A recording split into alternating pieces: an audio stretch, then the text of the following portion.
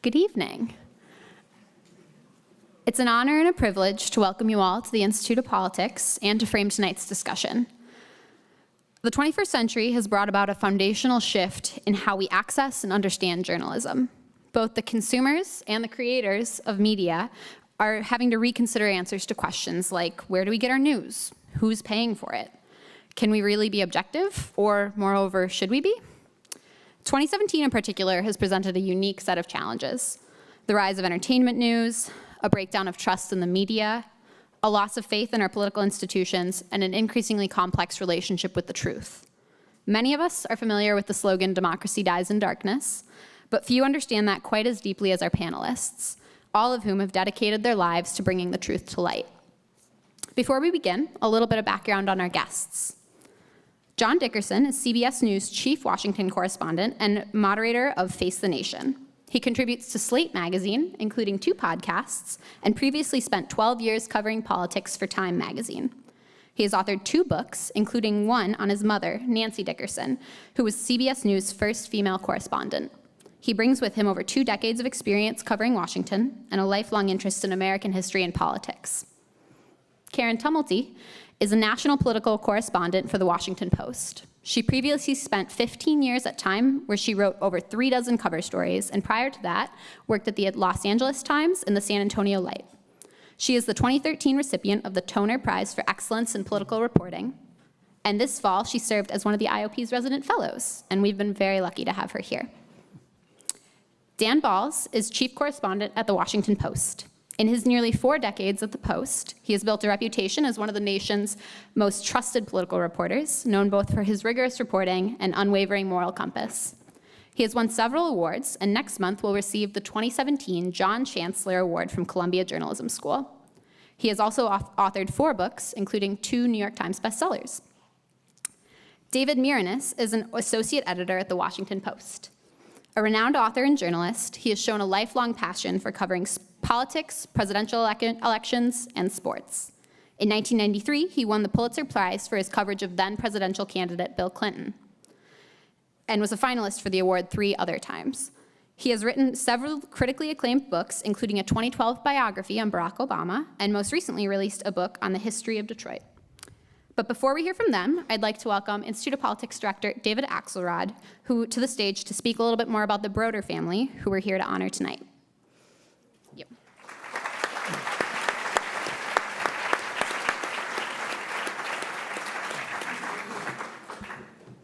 Thanks, Caroline, for that and your leadership. I specifically asked not to follow Caroline, but they made me do it anyway.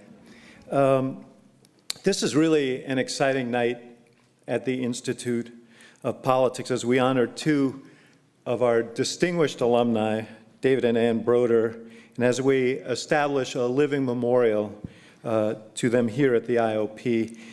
And it's a special night for me, I have to tell you, because when I was a young political journalist starting out, David Broder was the gold standard by which all of us measured ourselves. He was, in every respect, a reporter's reporter, a career that started here when he was the editor of the Maroon. What did you say his nickname was? Middle of the Road, or? David Broder, Middle of the Road. David Broder, Middle of the Road, yeah. And at the Hyde Park Herald, those are the 2 places where I started my career, but didn't go quite as far in journalism. He went on to the Bloomington Panagraph, to the Congressional Quarterly, the Washington Star, the New York Times, and finally a 40-year distinguished career at the Washington Post, where he was the chief political writer and a Pulitzer Prize-winning columnist, and some of you remember ubiquitous presence on television. My interaction as a reporter with him was limited, but I do remember an event in 1982 that in certain ways summarized who Dave Broder was. And some of you guys will remember, in their infinite wisdom, the Democratic Party decided in 1982 to have a mini convention because, of course, we don't have enough conventions. And they held this event in Philadelphia, And I don't know if either of you guys were at this, but the mayor of Philadelphia then, Bill Green, committed his box at Veterans Stadium for a Phillies game for the press corps, I guess to keep us occupied, because there's not a lot of news at a mini convention. And we went, and Dave Broder was leading the pack, being a baseball fan. And we got there, and the box was walled in. In other words, there was a plexiglass window, and you couldn't hear the ball hit the bat. And he was enraged by this as a purist and said, I'm going to go to the press box and watch from there. And he went to the press box and returned and informed us that they refused him admittance because he wasn't a member of the Baseball Writers of America. He said, I hope those guys don't ask me for convention tickets. But I love that story because it strikes me as symbolic of something larger, which is that David Broder never covered American politics from behind a glass screen. He never sat in Washington and viewed the country through polls. He never made judgments based on conventional wisdom. He got out of Washington, he got in a car, he traveled the country, he visited taverns and diners and knocked on doors, famously knocked on doors, to get a sense of what was going on in the country. He had the most overstuffed Rolodex of any political reporter in America, knew every political operative, and I came to know him in that guise later, in that form later, in the country. And it strikes me that perhaps we would have been a little less surprised on election night of 2016 if there had been a little bit more of that going on last year. I'd like to think that this passion for the pursuit of truth and of facts was something that began here at the university. And David Broder said of his time here, they taught you to read and to think about what you were reading. So much of what we do in journalism is about parsing people's sentences. Does this make sense? Do the conclusions follow from the premises? Are the premises realistic or not? Is it consistent with what the same person said or wrote a week before? Oh boy, what would he be doing with this today? I don't know. But we proudly claim David and Ann Broder, who was a force of nature in her own right and a lifelong activist, who I had the great honor of meeting shortly before her death. And we're so grateful that they have left us a general bequest that will allow us to present discussions such as this and to fund 25 summer internships annually in government and politics and journalism.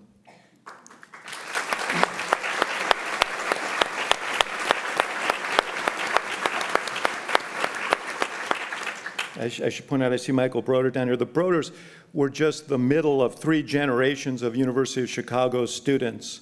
So their commitment to this institution goes back about a century, and this is just a part of it. But it's not just these programs, but the young people who'll be inspired to careers in the public space that will stand as a lasting testimonial to David and Ann Broder. And what a fitting and worthy tribute.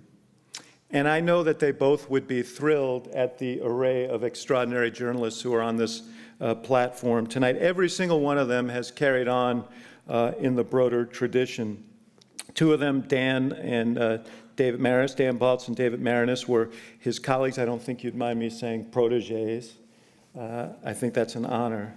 Karen Tumulty, now of the Post, reported alongside him and is, I'm proud to say, the first Broder Fellow, an honor we will reserve for distinguished journalists from this point on here at the Institute of Politics.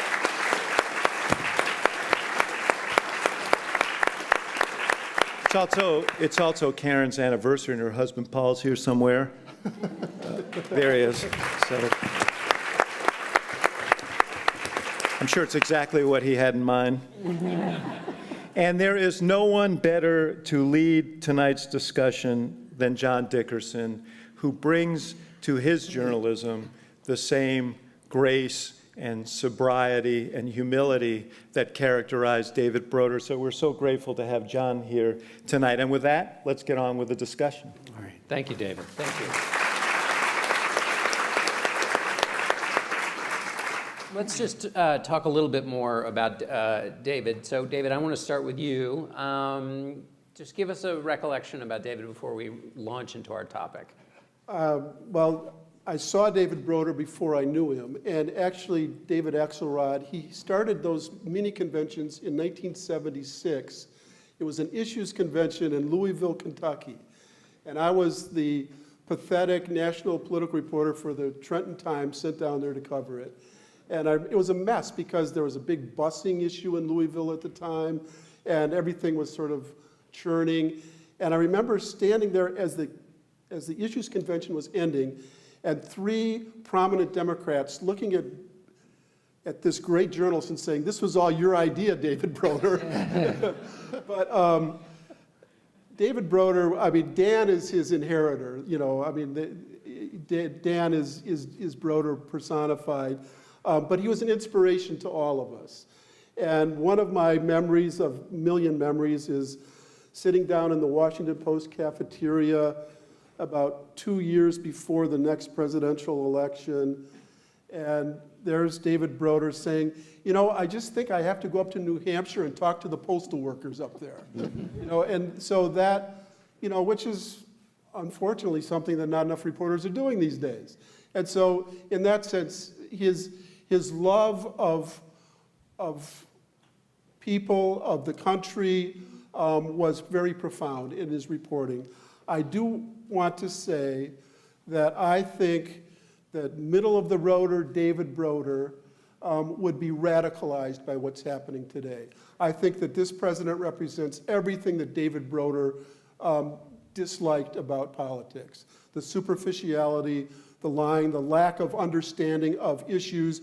David was very, very deeply into understanding the issues and believing in policy and believing in government. And so I think that I don't know what he would be like this year, but I don't think he would be happy about what's going on. Dan, why don't you pick up there? I agree with that. I mean, I think even before this president was elected, conversations with Ann Broder, when Nancy and I would occasionally have dinner with her,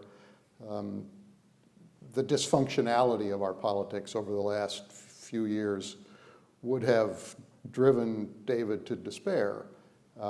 David prized above everything else competence, a belief in making the system work effectively on behalf of the general public. And even before we went through what we went through in the last election, he would have been unhappy. And I think he would be more unhappy. He clearly was a mentor to me more than any other single person, and I've had a number of great mentors over the years, but David obviously was a tremendous influence. My first encounter with David, however, which the Broder family knows, came when I was a college senior, and I was in Washington on spring break working on what we used to call an independent study project, which meant it was you could kind of do anything you wanted to get a grade out of your professor. And I had come up with a topic about the presidency and the Times, and I had requested an interview. David, incredibly gracious, willing to sit down with a college student. So I went into the newsroom and I sat down and asked him 3 or 4 questions, and he looked at me in only the way David could, because David, when David got serious, he had what we called the look. And I got the look, and he said, "What do these questions have to do with your topic?" And I slid down under the desk and pulled myself back up and said, "Well, the reality is some events have changed, and I'm a little bit in transition as to exactly what this project should be," because what had happened from the time I had started the project to the time I saw David was that Lyndon Johnson had announced he was not going to run for re-election. Well, at that point, David continued on with me and said, here are the things you ought to look at. Here's what you ought to be asking. Here's the kind of people you ought to talk to. Here are the things you should do. He was that way for the entirety of the time I knew him. He led by example. He didn't dictate to people on the Washington Post political staff how they should operate. He showed us how to operate. And he did it with a collegiality that I think we have all appreciated and that has carried on through.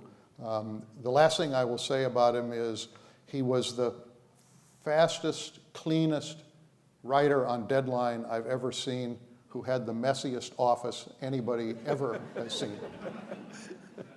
It was an archaeological dig. Yeah. Yes, Humphrey's in there somewhere. Okay, go ahead, Karen. Well, I guess his collegiality is what strikes me. And I, as everybody who was in journalism school when I was, read The Boys on the Bus. So we all knew who David Broder was. And when I was in about my mid-20s, I get transferred to Washington, and I'm in the Senate Press Gallery one day. And in the corner of my eye, oh my God, I'm breathing the same air that David Broder is breathing. But I look up, and the amazing part of it is he is crouched over the computer terminal of another reporter my age, Margaret Shapiro, and he is feeding her notes out of her notebook. I mean, there was a type of character known as a Bigfoot in Washington at the time, and he was just the opposite. He was the, I'm up here on the Hill, and I've come across a quote or two that might help this youngest colleague on the staff, and I'm going to go over. And that was the impression I got of him, my very first impression, and it was the impression I had of him as I covered presidential campaigns with him. He was still around a bit when I got to the Post. I mean, that was David beginning to end.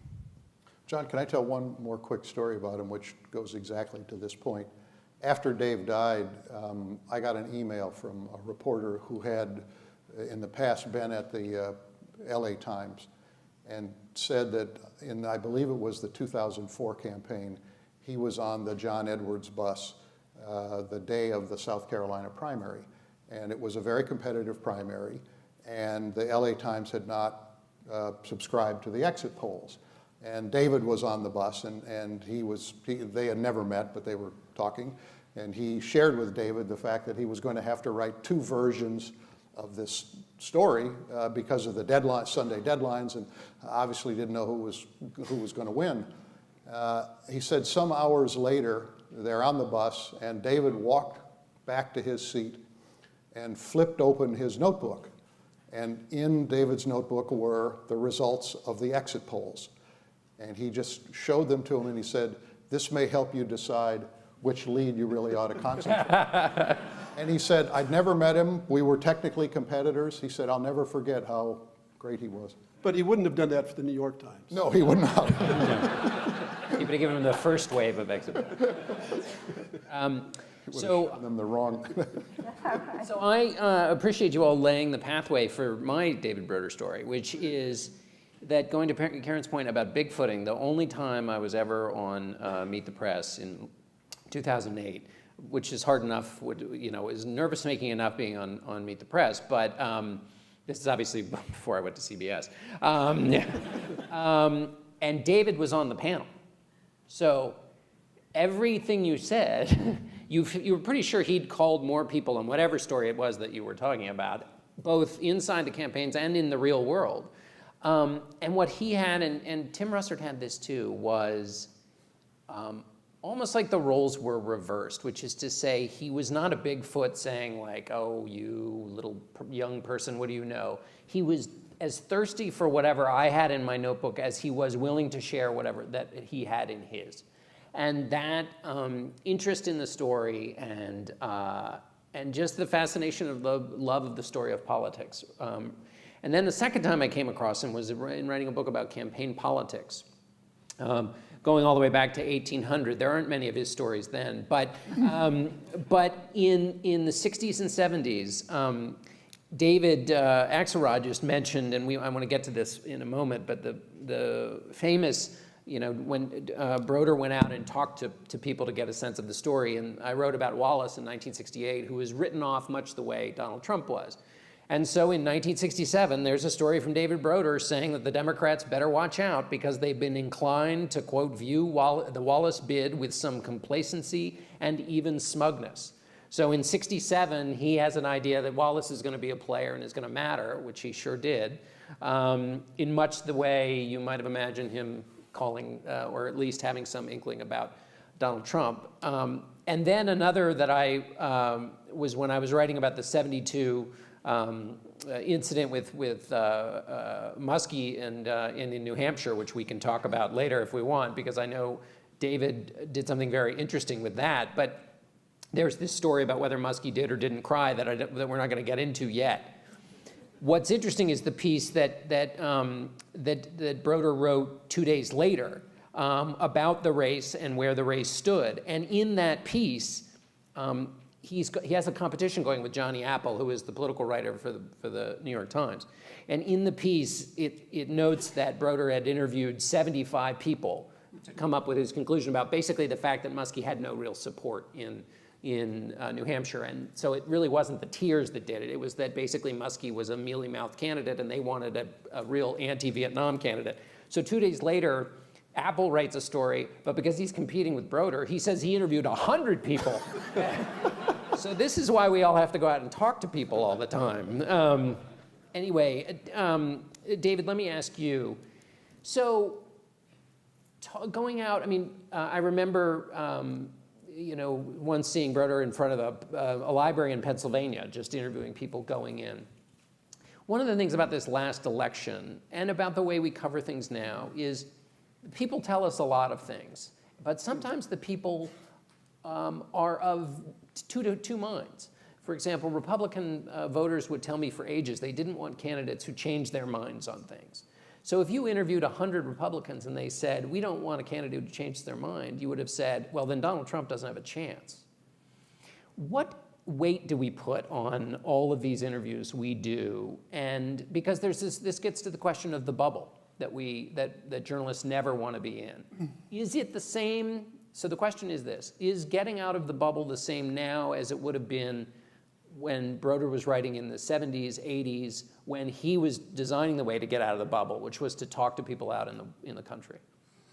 Probably, I mean, I'm sure it's different because the bubble is different. The bubble now is Twitter and 24-hour radio talk shows and the Fox versus MSNBC channels. So in that sense, it's different, but I think that the process for a reporter is the same and always has to be the same. And you have to understand that most human beings are conflicted. Most are. They have contradictory feelings about life and about politics and about their wife or husband and about everything. And so a politician can appeal to their better instincts or their worse instincts. And therefore, people can change their opinions based on that and on any number of other things. So the main responsibility of any good journalist is to talk to people and then use common sense and a sense of history to understand, and psychology to understand how people respond and react, and put that all together.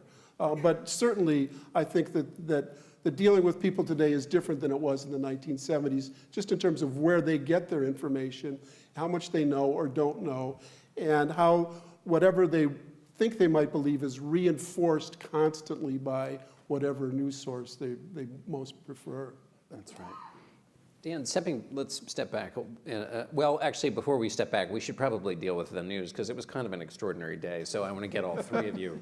So you had the chairman of the Senate Foreign Relations Committee, who has been in a running spat with the president, re-upping on that spat, talking about adult daycare again. And then you had Jeff Flake deciding not to run for re-election, going on the Senate floor. The reason so we'll talk about this in the context of what we do, but or you can just analyze it as a news event.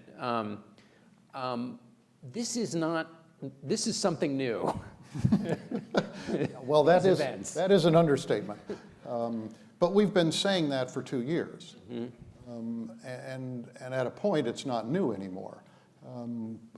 With every new data point, it is a reminder of how abnormal this situation is, even as people try to normalize it. I mean, the combination of the level of Twitter discourse between a president of the United States and the chairman of the Senate Foreign Relations Committee is now at a level of kind of junior high school, right? I mean, in the language that's, and to me— Heading towards elementary school. It's not— Heading towards elementary school. But the extraordinary part of it for me is not that the president is there, because his tweets often have, I mean, that's been the nature of the way he has tried to communicate deliberately. It is a measure of the level of frustration, exasperation, desperation on the part of somebody like Senator Corker, who is, he's not flamboyant, he's not been a particular headline seeker. He's considered a quite responsible member of the United States Senate. For him to, in essence, lose it the way he has over this president tells you something about his level of concern about the way President Trump is governing. And I think that in a way, we get too caught up in the kind of the grade school fight and not elevate it to the seriousness that it really deserves. Senator Flake drew his line when he published his book earlier this year, which was a screed against many of the things that he is seeing in the Trump era and with President Trump. As a result of that, he was in deep trouble politically back home and made the decision that he wasn't going to fight that out. He was going to step aside. But again, this is somebody who has, for a very long time, been at odds with President Trump, and in one way or another has reached the saturation point and says it's time to go. So where this goes from here, we don't know. I mean, it's not as though there is a mass revolt within the Republican Party, but piece by piece by piece, we are seeing more people pull farther and farther away. Karen, do we have a way to delineate big developments? Again, in the research I did for the book, when David Broder wrote something, it shifted and moved all the coverage. And you can watch it. If you read the clips, you can see he writes his column, and then you see it moving into the other columns and pieces that write afterwards. But now, in the swarm we're in, how does it get, when there's a big event like this, it is, on the one hand, as Dan says, yes, it's the big event since the last big event. I mean, but on the other hand, it is quite extraordinary to have a senator go to the floor of the Senate and call out his colleagues for basically being complicit in behavior that he says is ruining the country. How can you say that in an environment where everything seems like— That's the problem. I think one of the most corrosive things about the current environment we're in, it's the political environment, the media environment, the digital environment, however you want to define it, is that there is no sense of proportion left. I mean, big events look small, small events look big. You're on to the next one. I remember, and I can't even remember what it was, but something happened in late August that looked like a huge event, and somebody turned to me and said, "Oh no, that was 3 Scaramucci's ago." It's just that we're all wrapped around something, and then the next day we're completely wrapped around something else. And I do think that if I were a person who didn't have to live and breathe this, if I were going about my life in some other occupation, at some point I think I would just start tuning it out, because there's no proportion anymore of what you should sort of, this really matters and this really doesn't. All right. Let me step back, or David, you can pick up on that if you want, but let me step back. What do you think is the biggest threat to what we do? Just very broad. The biggest threat to journalism? Yeah. Well, I think it's pretty obvious, which is the denigration of the search for truth. That's what everything is founded on. That's what the First Amendment is about. That's what everything we've devoted our lives to is about. The search for truth doesn't mean that every story has two equal sides. It doesn't mean that it's quote unquote fair and balanced. It means that you're trying to find the truth and using common sense and deep reporting to get there. And the attack on a belief that there is a commonality of fact is the first step toward authoritarianism. It's what every country that's gone that route has done. And so I think that's by far the most important threat to us right now. And Dan, there is obviously, obviously Nixon had an entire operation designed around attacking the press, and there were even multiple different strategies. And so in that sense, the president and the White House, which has used the press as a constant foil, is not new. It is new, of course, in kind, right? I mean, you have the president regularly attacking the press on a daily basis, sometimes in interviews to the interviewer's face. So it is familiar, but of a much bigger amplitude. So is that the only thing that is undermining the search for truth and what we do, or are there other component parts as we try to categorize?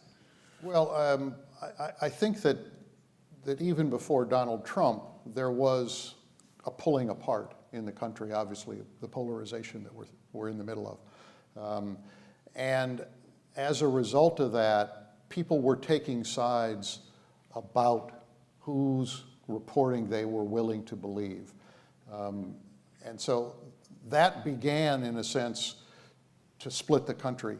But I think that with this president, as David says, he has worked assiduously, and he obviously has the biggest megaphone in the country, to delegitimize reporting with which he disagrees. Every president has found the White House press corps or the press corps in general uncomfortable. They have not liked the coverage they've gotten. So that's not new. But nobody has done what this president has done, which is to try to turn a significant part of the population against people who are, again, as David says, in a search for truth, who are trying to do the same kind of reporting that they have done over many, many years. And I think that part is the most worrisome to me, that once you reach a sort of a point at which you've got a 25 or 30 or 35 or 40% of the public that doesn't trust the media, and in particular doesn't trust what we would call kind of the traditional media or the mainstream media or the media that practices it in a particular way. I don't know how you turn that off. I don't know how you undo that. Yeah.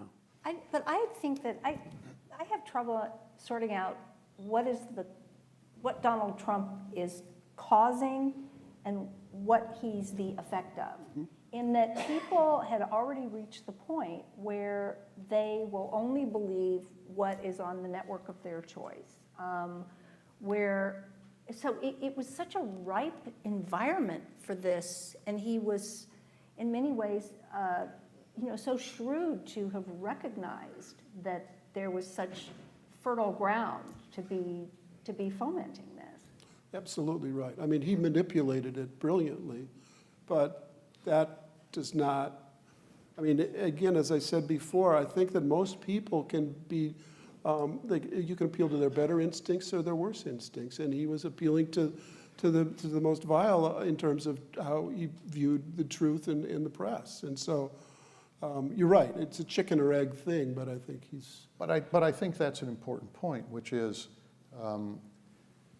you not only have a president who is trying to turn people against a particular part of the press that's been tough on him, but you also have a president whose adherence to the truth is unlike any we've seen in a modern presidency. Right. And I think that combination sends other signals that other presidents have chosen not to send. Well, and Karen, this goes to your point about, well, how much is he fomenting this or just taking advantage of something that's already happened? Because it does feel like there was maybe not weigh in any of you, but I'll pose it to you, Karen, first, which is it did feel like there was a norm against saying things that would not turn out to be true in our careers earlier. And obviously, this president has sometimes will say something that contradicts something he said just a couple of sentences earlier. But he's not the only one. There are politicians who sometimes are just perfectly fine with saying things they know not to be true, and the sanction against it seems to have dropped, or maybe it's the politics has changed. And I don't know what our role is here, because every major news organization has stacked up to the gills now with fact checkers and real-time accountability on speeches, and it doesn't seem to register. It really came clear to me. I was in South Carolina with Newt Gingrich in 2012, and this woman gets up in the audience, and she looks like, a normal, not crazy person. She says, "Isn't it true that Occupy Wall Street is actually just a front created by Barack Obama so he can declare martial law and call off the election?" And this was too much even for Newt Gingrich. And he said, "I don't think that's it." So what did he say? He said, "No, he's not. That's, but I went up to the woman afterward and I said, "Where did you hear this?" And she said, "Oh, everyone knows this. And I run an email list of 3,000 people." And I said, "Could you please put me on your email list?" And I, to this day, get probably 2 emails a week about FEMA running concentration camps. And it's just, And why aren't you on that story? But in that case, Slacker. Karen, don't you think that has always been the case? It's just that it's easier to communicate with other people about those There were conspiracies? There were crazy people throughout couldn't history. find other crazy people, and Well, now they can. It's easier, yes. And during the Wallace campaign, there were crazy people need love too. During the Wallace campaign, he used to talk about nuts and kooks for Wallace and the people who thought the Rockefellers, and they went on weekly training camps, and the Wallace staffer asked this bunch of Californians, "What are you going to go train, like for, to get out the vote?" And he said, "No, for when the Rockefeller army comes and we need to fight against them." So this was... And Wallace used to literally take off after the New York Times and the Washington Post, and he would single out the reporters. Right. But back to this, that one of the early questions about the bubble, in the 70s when Dave was going out door knocking, the lines of communication moved much more slowly, right? Yeah, So people in one part of the country were not as attuned to something as people in another part of the country. Or one of the reasons Iowa and New Hampshire became important is that they got an early look at candidates, and they sized them up in a way that nobody else was able to, face-to-face, at town hall meetings, in their living rooms, and that sort of thing. Today, these same activists are living on the same conversation that we're all involved in. It's a cable TV, Twitter, social media conversation. So if you go to Iowa today and talk to people, you are going to get, in a sense, less of an early warning of who's rising or falling than you would have 15 or 20 years ago. Sure, and you'll sometimes hear from a voter what you saw on TV in the morning. I mean... What Karen had said the day before.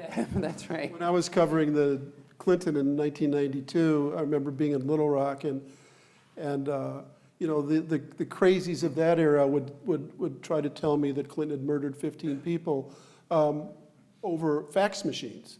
That's how I get the information, as opposed to the way we get it now. So it's a completely different process. Is there, Karen, and I'll start with you on this, is there something that a way you would have written a piece 20 years ago that you just can't do today because either of social media, because of the way in which politicians have changed the way they say things, because there's a new kind of context we need?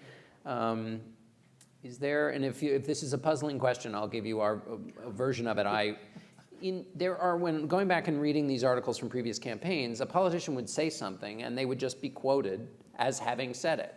Now, there are a lot of news organizations that if they just quote, for example, the president saying something, they will get, and I think rightfully so in many instances, attacked by people saying, wait, you're just carrying the water here. I do think that we're all a lot bolder about saying the president the president stated incorrectly or falsely that.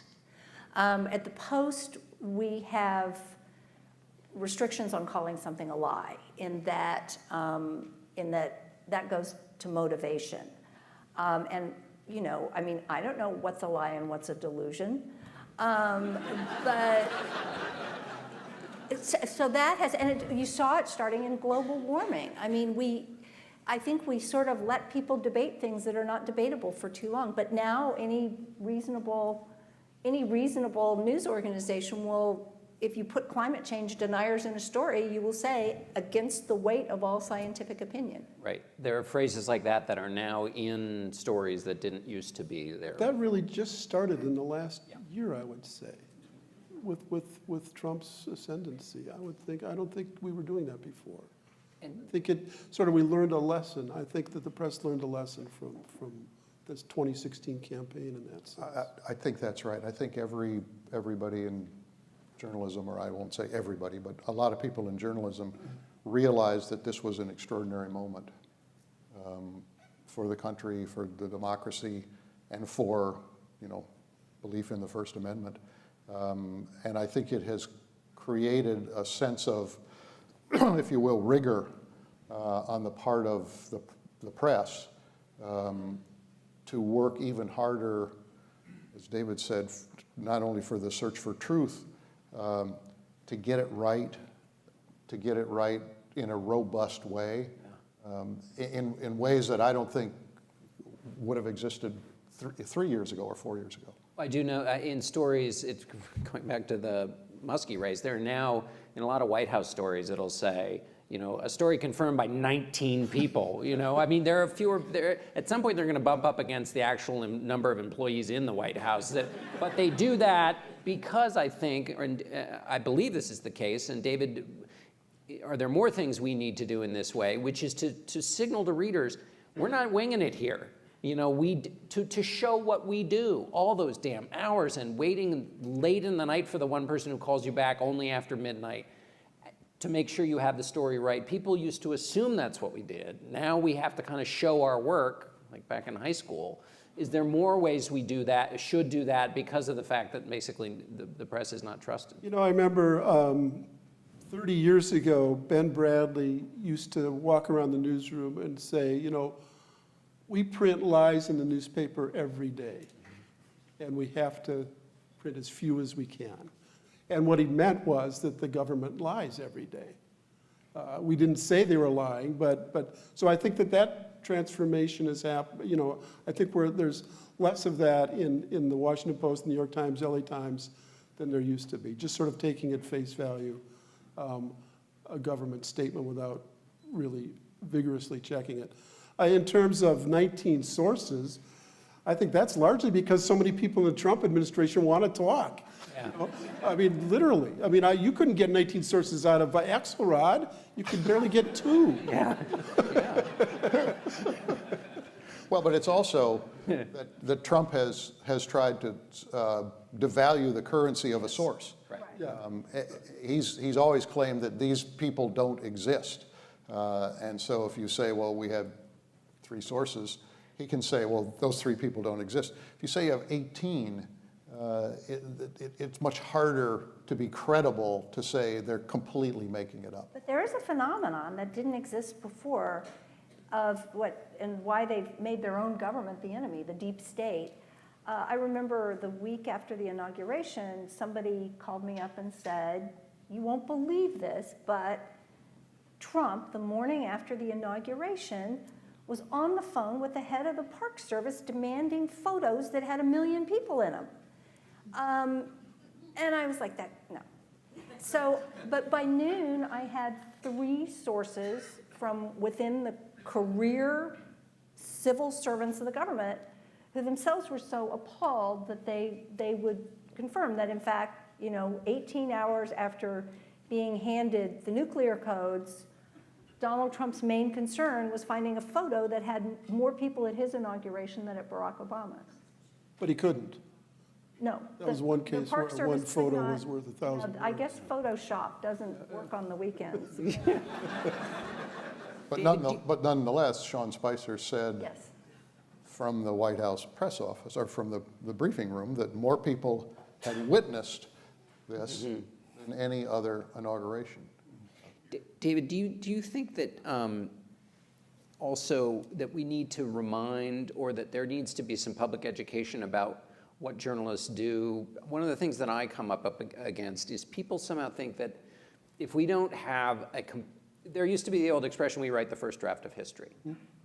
And that meant it was a first draft. That meant we might have tried as hard as possible, but sometimes we saw it wrong, or sometimes things evolved faster.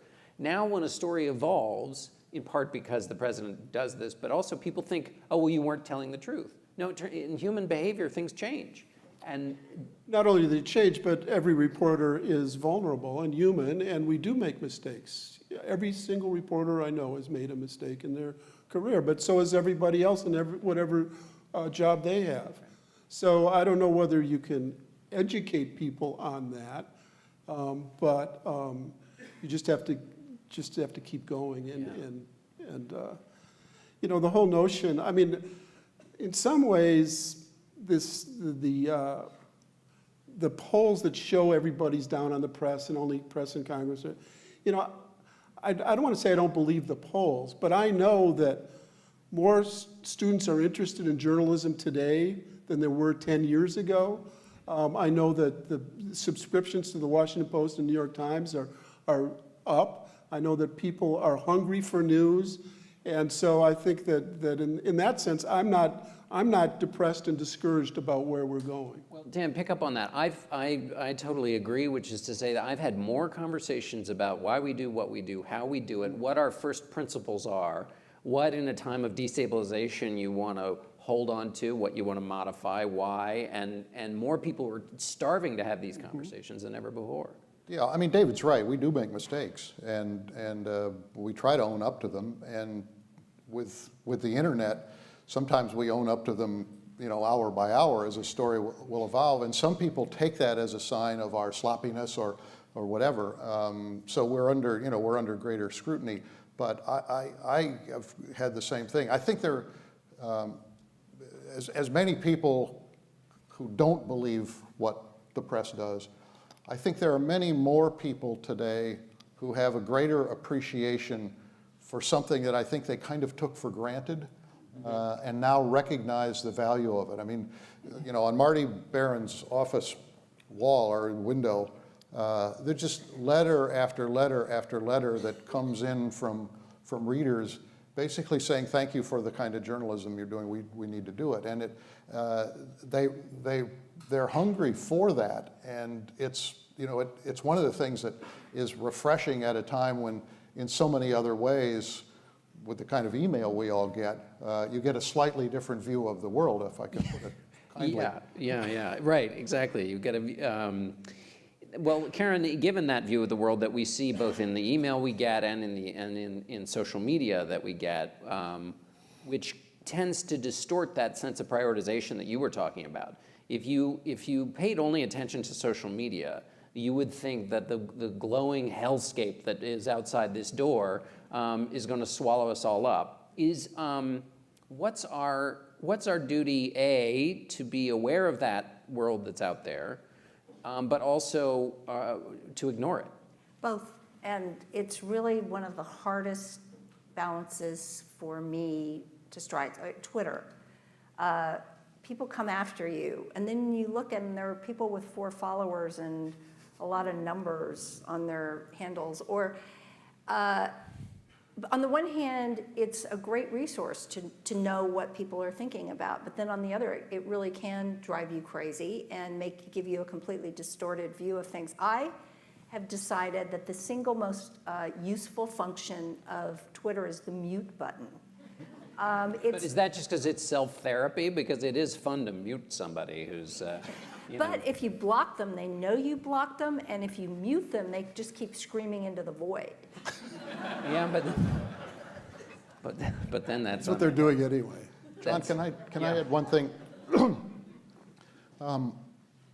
I think one of the obligations that we have, because frankly, it was a surprise to a lot of people that Donald Trump got elected.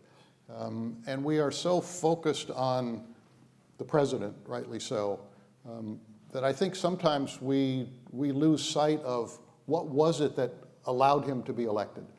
And you know, to go back to the example of what Dave did, it's probably more important than ever to try to get out, away from everything, and start to talk to people, particularly people who supported Donald Trump. And as David said, even people who are supporters of Donald Trump are quite conflicted. They hold conflicting views about him. Yeah. Not all completely, you know, gaga that he can do no wrong. They see him in many ways for what he is, but there was something that motivated enough of them to vote for him in spite of those reservations. Yeah. That put him in the White House. And I think that the degree to which we didn't fully understand that or appreciate it as much as we should have, or kind of went for other signals rather than those, is a reflection of one of the weaknesses that we have when we're in more of a bubble. Right. I think that also another problem is there's a real fetishization of data, whether it's polling numbers or other forms of data that we're just inundated with, that we somehow think if you just, we're under so much pressure to produce so much stuff so fast that, again, going back to the kind of stuff that David Broder did, sometimes it's like, you know, if you run into like 4 people and they all bring up the same little obscure issue that you didn't think people were thinking about, you're going, wait a minute, maybe I need to start listening to them. Is that pace, David, though, what is killing us? Because everybody's trying to beat everybody else out. Context is lost. You don't call the next source because you want to get, or is it just kind of always been that sense of competition? You know, I was more worried about that maybe last year than I am this year. I see more thorough, deep digging reporting from the major newspapers than I'd seen in a long time this year. So it's a different environment. You know, I also see, you know, the great young reporters from the Washington Post tweeting the stories of the great young reporters from the New York Times. You know, so it's sort of this one large marketplace of great stories now that you can access. Certainly, I mean, you know, I used to love to write on deadline, but I've spent most of my life avoiding that. You know, I'm not the best person to ask that particular question. Certainly there are more pressures to, you know, to update every hour, which I would never want to do. But I think that along with that, there's an enormous amount of really thorough, deep reporting going on, which is incredibly important. All right, we're going to now move to questions. We'll have the first 3 from students, if we may. I see one microphone. Maybe that's the only one, but students, get thee to the microphone. I don't see that many students. Here? There we go. Here we are. Great. Okay. Fire away. Thank you all for being here. I'm curious, I'm a writer for the Chicago Gate. Do you have any advice for aspiring journalists or people who are interested in covering the news, making sure that we're not dissuaded or discouraged or still feel as if our voices are relevant? Any advice? Go Gate, by the way. I was at their staff meeting on Sunday. And we're all going to be working for them someday. What's your advice? Advice? Well, I gave them all my advice. They already know my advice. How about your advice? I would say write as much as you can. Read people who write well. Seek out people who know what they're doing and learn from them, and trust your own instincts. And I would say, don't be discouraged. The platforms of what we do are constantly changing, and they'll change again in ways we can't even imagine in your lifetime. But 2 things should never change. And one is the human need to understand ourselves through story. And the second is the incredibly important need to search for the truth. So if you just believe in those 2 things, you'll do great. Thank you. I'll give you one other quick thing is find somebody who will be really tough on you with what you write and what you say and your thinking, and then just learn to get over the pain of hearing. The more times you fail, the better you get, and the faster you can do that, the faster you get better. Well, thank you. I'm well acquainted. When do you get over that? Right, yeah. At the end of one's days. Hi, my name's Yang. So I want you to address the notion of patriotism in the sense of national community. Many liberal media speak as if they were allergic to patriotism. And this, to some extent, has given the right-wing xenophobic and nationalist politicians a monopoly on the discourse of patriotism and national community. So my question is, how could liberal media articulate a new version, a progressive version of patriotism, a sense of national pride and a sense of community, and show its connection to mutual obligation of citizens? How could liberal media advance and defend this version of patriotism? We don't really have any representatives from liberal media here, so I don't know who wants to take that.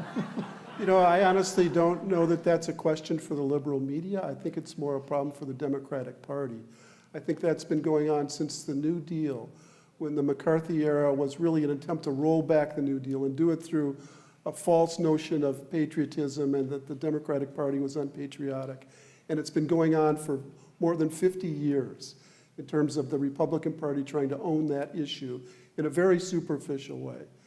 And any deeper understanding of what it means to be patriotic involves some of the issues that are going on today in terms of the national anthem, where some people are vulnerable on that, but the notion of dissent is so important to American life and is a part of patriotism so for the press, we can just talk about basically the First Amendment and the role of that as a patriotic act. Dan and my editor, Marty Barron, has this wonderful quote that says, "Journalistic independence is not a hostile act, it's a moral duty." And I think that that's the way we have to approach it. As John said, we do not think of ourselves as the quote-unquote liberal media. We think of ourselves as journalists who have a certain set of values about what journalism means to a democracy. Some people may think that's unpatriotic because we are critical, but it is our job to be critical of people in power. And other people may think it is patriotic because they like to see people in power held accountable. We are trying to do the job that we were all trained to do in the way we were trained to do it. As David said, the First Amendment is kind of our lodestar, and that's what propels us to do the kind of journalism that we do. We let other people judge whether it's liberal or conservative, and our editorial page has been accused of being both. But I think that for most of us, our hope is that over time, the collective body of the work that we do at the Washington Post or that others do at other news organizations holds up for its rigor, for its accuracy, for its aggressiveness, and for its ability to kind of call things as they are, no matter who's in power. I also think there's a real duty on our part to keep reminding people of history, so that when Steve Bannon gets up and says, "Never before has a commander-in-chief been criticized while we are at war," it's like, were we not at war during Barack Obama's presidency? Or George Bush's or FDR's, yes, exactly. or Truman, or that there's it's fundamentally American. And the statement by the White House press secretary the other day that questioning a four-star general was highly inappropriate was one of the most dangerous things I've heard uttered by a press secretary.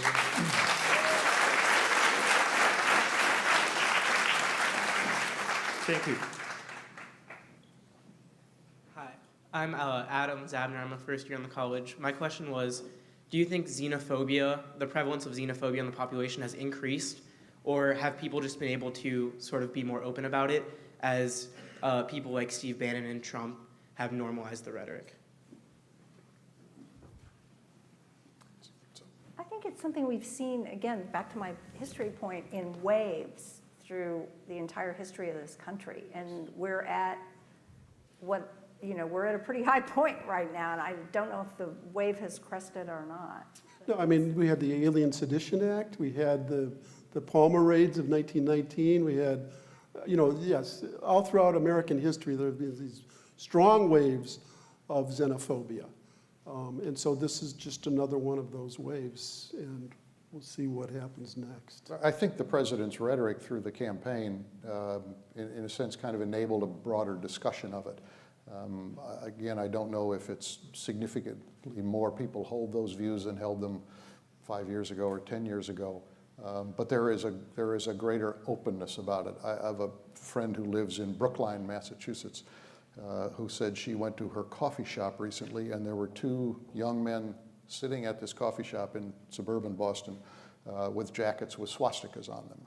And her reaction to that, in addition to revulsion, was, I can't imagine 5 years ago people feeling bold enough to be wearing clothing with a swastika in any place, let alone a suburban coffee shop. Thank you. Hi, I have a question to John. So you have encounter with President Trump in the beginning, and then Stephen Colbert have very strong show that he really diminish him, and he really claims that why he did it, because he really upset for you, who was really mistreated by Trump. My question is, what did you feel during all this time, starting from Trump and finishing with Colbert? So one of the things that we've been trained, and one of the things we believe in, or at least I believe in, and I'm pretty sure my colleagues up here do too, is what I feel, not that important, but that's kind of a rude thing to say. So in the moment when the president said, it was the second question I'd asked him in the interview, he said, well, you call your show Deface the Nation. So because I believe this, he can say whatever he wants about me or the show. So I just asked him the next question. My view is that I create through using the questions, I create the frame for people to understand their president. And I'm hopefully a window pane through which people look and get a clear view of the president. To the extent that I'm in the way, that window pane gets fogged up. So I just let it happen. And I think that was why Colbert felt like somebody had to respond. He did, and he did. Was it satisfactory? What's that? Reaction of Colbert was satisfactory for you? Yeah, he on my behalf. Yes, and he used. You're saying you don't feel anything sort of when you communicate, but when you get really this reaction for you. Yeah. Oh well, we feel things all the time. We are. If you prick us, do we not bleed?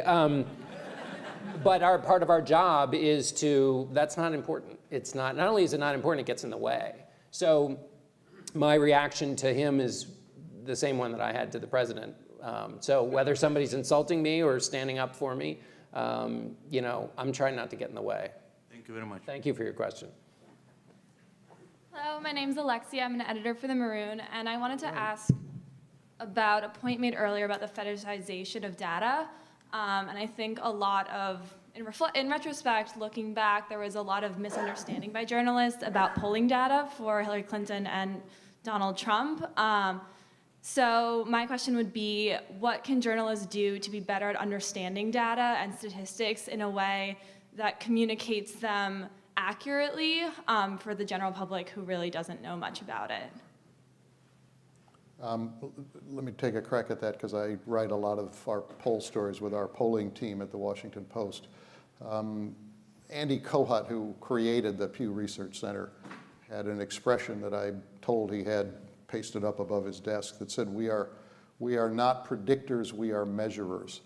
And I think oftentimes we get that in reverse, that individually or collectively we look at polling data and we try to project out to what that will mean in a week or a month or 3 months. I think that in this past election, the national polling, in fact, was pretty decent. The national polling had Hillary Clinton up 3 to 4 points on the final day. She won by about 2 points. That's well within the margin of error of any good poll. The state polling was not as good, and as we know, state polling and state results are what elect a president. I think that where we went wrong on state polling was that because it looked as though Trump's path was difficult, far more difficult than Clinton's, that we tended to kind of lump all that together instead of pulling out each thread of those state polls and saying, okay, what's the possibility that Trump can win Wisconsin, or what's the possibility that he can win Michigan? What's the possibility he can win Florida?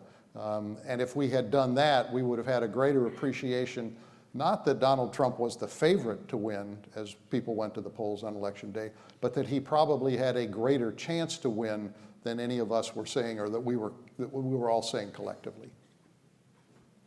Thank you. My wife and I are longtime subscribers to the New York Times, and after the election, we subscribed to the Post. Thank you. Having said that, I'm feeling very uncomfortable by how self-congratulatory this panel has been. And I have, I guess, a kind of concern that leads to a question. If we look at the data in the 6 to 9 months before Iowa on how much coverage each Republican candidate got, the press collectively gave Trump more coverage than the rest of the Republican candidates combined. That is not about truth. That is about decisions by editors and perhaps by reporters of what's important. And that was deeply misleading and may have contributed in part to the rise of Trump. So the question is, how do you think about, how do you decide what is newsworthy and what is not, and how do you avoid the problem with all this coverage to one candidate rather than others who were senators, governors, and the like? I think your point is well taken, and I think the self-congratulatory nature that you're talking about is about stories that we've done since then. I'm not necessarily congratulating us on, or the media at large in terms of coverage of that campaign. And there was a Harvard study that showed something like 70,000 sentences about Hillary's emails, which was like 40,000 more than any other story about anything during the campaign. So that's definitely an issue that shows our vulnerability. But I think we should add a little perspective, which is that not all minutes on air or words and sentences in a newspaper are favorable to the candidate. I mean, if you think about the stories that were written about Donald Trump, they would have been devastating to other candidates. And so to just take the aggregate number, I think is not a good idea if we're seeking to learn from the mistakes we made in 2016. I think secondarily, there are a lot of candidates who were running away from being interviewed. Believe me, we try and book them every Sunday. Because their view is not all coverage is good coverage. And so I think there's that. And then I think the third thing is that in one of the things that we all recognized when we talked to voters and spent time with them, and we've touched on a little bit here, is that people heard a lot of these negative things about Donald Trump and wanted to vote for him already, or anyway. So I think the notion that people lacked information on the full and complete picture of Donald Trump, I don't think is right. I think if you ask people, what are the 3 things you know about Donald Trump? The first was probably the Access Hollywood tape. The second was probably what he said about either Mexicans or the Mexican judge. And then the third might have been some amalgam of things he'd said about women. They had the 3 most negative pieces of information about him possible, seared into their brains, and people nevertheless made that choice for him. So all those articles about what his policies would do and what they do to the country and all of his business dealings and all of that, they were out there. People just, there was nobody who, knowing those first three things about Donald Trump, would suddenly say, I was okay with him on the way he treats women, but boy, his plan for tax rates, I'm sorry, he's just out. That's just not the way people, were treating his candidacy. So I think we have to, and we're still wrestling with trying to figure this out about what the news coverage really meant. And he's an idiosyncratic candidate. And so we've got lots of things to answer for and faults, but I think just taking the big aggregate leads us further away from learning as opposed to closer to it. Yeah, and I would say on the point of whether this sounds self-congratulatory here tonight, I think that, and we've all talked a lot about this over time, it's not a question of congratulations or not, it's a question of whether we think we're digging in the way we should. One of the things the Post editors did from the beginning of the Trump campaign was to be agnostic about whether he was a serious candidate or not. It was, and there were a number of news organizations that refused to take him seriously. One in particular said, we will only cover him on the entertainment section of our news operation. And our view was, we are going to cover him as we cover any candidate who is relatively new on the scene and who has the kind of history that he had. And so we were doing a lot of in-depth stories long before others were doing them. Now, people choose to read what they want to read. Cable TV obviously gave him an enormous platform. And that's a different question and has to be answered by people who are responsible for that. But in terms of the print coverage, as John said, a lot of that coverage, had it gone to another candidate, would have sunk that candidate.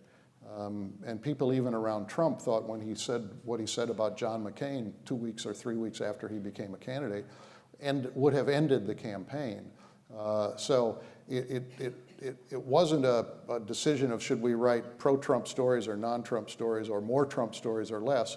The truth was Donald Trump had an understanding of modern media that none of the other candidates, including Secretary Clinton, but certainly his Republican rivals, did not understand. And you can blame us for it, or you can give him credit for knowing how to be the creator of the conversation. And in the end, as John says, a lot of that was negative. Some of it was positive. People made their decisions on the kind of the totality of what they were bringing in. Thank you. Just one last comment. I have more reservations about the media's coverage of Secretary Clinton than I do of Donald Trump. So I found what you said interesting about sort of feeling heartened by new support for the Washington Post and New York Times, because I found it largely analogous to sort of comments by politicians, especially Trump, where there are polls, talking about how there's incredible, unprecedented unpopularity, but that among his most ardent supporters, that there is passionate support. Right, and it seems to me that in both the case of politicians and in the case of media, there's an incentive structure that drives institutions towards pleasing sort of their core supporters for ardent support and ardent consumption. And the incentive structure isn't aligned with what it's actually supposed to be in media. In the case of media, truth. In the case of politics, improving the country, it's aligned with attention and votes, or subscriptions and votes. And what's so terrifying about all of this is that even if you are an idealistic organization who says that we will maintain truth and we will uphold truth, the nature of market competition and the fact that the media space is so competitive means that if you do that, it's likely you will die. So where do you see the future of media given this, and how do you see idealistic ideals about what journalism should accomplish being integrated into a world where all of this is the case? Boy, that's a big one.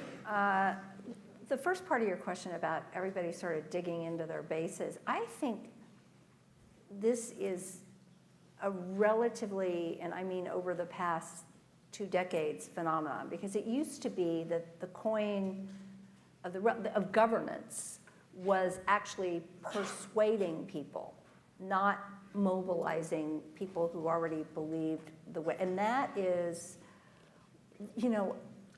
I do think that sort of explaining things may be what ultimately can save us. That if we become looked at as the, somehow the fair arbiter of things, what policies make sense, what policies don't make sense, what they would do, how they would affect your life.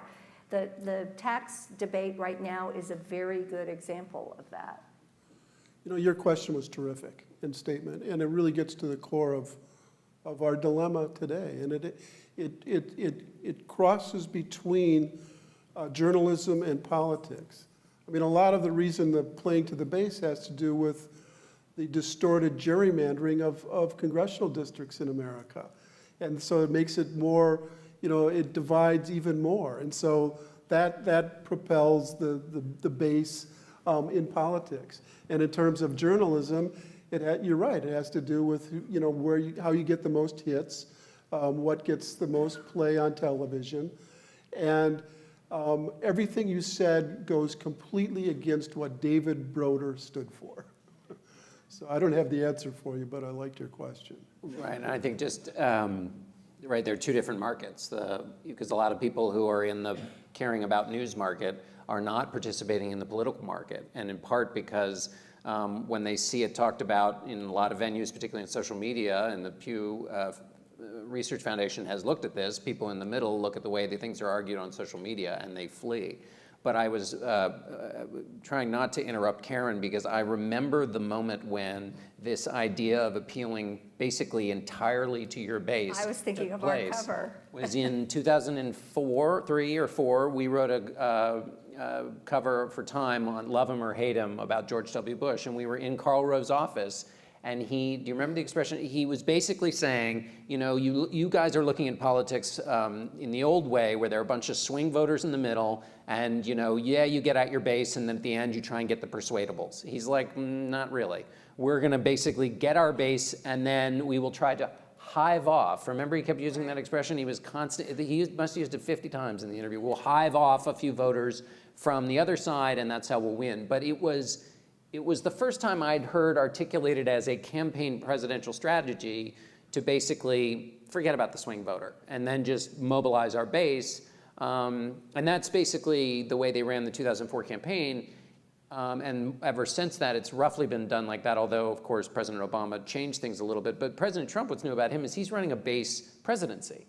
John and I had a huge crisis, too, because it was like 2 o'clock in the morning trying to explain this concept to our editors and it was the cover story. It ended up being a cover of George Bush with a black eye on one side of his face and a lipstick kiss on the other. And it was one of the more difficult nights I ever had at Time magazine. Because they were like, no, the way elections work is everybody competes in the middle. And there's a way in which people wanted to cling to that idea because that's perfect for us. Because we are like, okay, now we're gonna put before you the issues that everybody's debating, and you voters are gonna make a reasoned decision based on what we're saying, and we've put it out and we've checked all the facts and it's here, and you're gonna make a decision and you're gonna determine the election. As opposed to the election's gonna be determined by people who are being given like, the most incendiary, when George Bush in 1988 was doing events in front of a flag factory, that was not about policy. That was about something else. One other aspect about your question, and that really is who we all write for. In the distant past, when we were young at the Washington Post, we thought of a very mass audience, and we did not think of it as an ideological audience. We thought of it as people who were in the Washington metropolitan area. The degree to which news organizations now feel that their audience is of one particular stripe or another, there is a risk that you end up kind of reinforcing coverage that goes in that direction. And I think that's, putting aside the investigative work we do, that whenever we begin to write for one another, or whatever that coterie of people that we think are reading us, we do run risks of missing aspects of the story that we ought to be after. It's easy to preach to the choir. Sure is. I always try to remind myself that's not what I do. I try to illuminate the world, not preach to the choir. And occasionally challenge the choir. Hopefully people will pay for that. Yes. Hear, hear. Yeah. My name's Eric. I came all the way from Woodstock, Illinois, which is way up north. And, so I thought I made a trip. I thought this was really neat. And so anyway, I have two questions. I have one for my young friend that's 18, graduate from Lane Tech, perfect SATs and ACTs, a smart kid. So I want to read his question first, and then I'll ask my question. To what extent do you think the increased distrust in the media outlets is due to the loss of a monopoly of information they once held, with Twitter allowing the general public to choose sources of information that agree with their worldview? And then my question is that where I come from, I have a mother that's CNN and a father that's Fox. And to what, divide do you think that the news media, the cable channels, have caused Americans? Because the way I look at it, having come from different parts, city and country, Green Bay, whatever, it's really fascinating to me. If you sit down with one person who watches CNN, they have a strong opinion about this, and Wolf Blitzer's like, whoa, everything's exciting. It's like a big thing going on. It's good, but it's also bad. And you could be all educated you want, or you could be uneducated, whatever you are, it doesn't matter. At the end of the day, you're promoting something, and people listen, and they count on good news, people that work hard, and it causes a divide. And you listen to Fox talk about Hillary, Hannity, oh, Hillary says open the borders for everybody, and that's not what she said. And they lie, and they mislead people. And it really hurts the values of good journalism. And so those are my two questions, and thank you. Those are great questions. Let me start with the first one. In the pre-internet age, there were a limited number of outlets that in essence created a common conversation for the country, and people were accepting of that. The internet democratized information. It used to be that a few news organizations were considered gatekeepers, and if they wouldn't touch something, it didn't get into the political bloodstream.